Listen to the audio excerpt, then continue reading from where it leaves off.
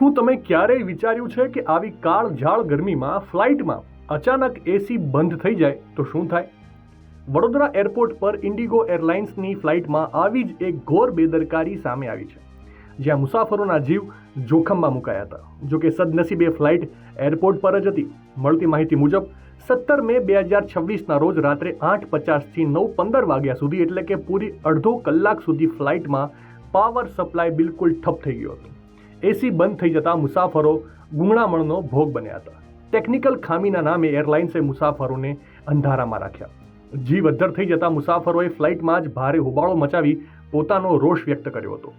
જો કે અડધા કલાક પછી પાવર સપ્લાય શરૂ થતાં ફ્લાઇટને રવાના કરાઈ હતી. પરંતુ સવાલ એ છે કે મોંઘી દાટ ટિકિટો લીધા પછી પણ મુસાફરોની સુરક્ષા સાથે આવા ચીડા ક્યાં સુધી? ત્યારે આ ઘટના અંગે તમારો શું અભિપ્રાય છે? કોમેન્ટ કરીને જરૂરથી જણાવજો.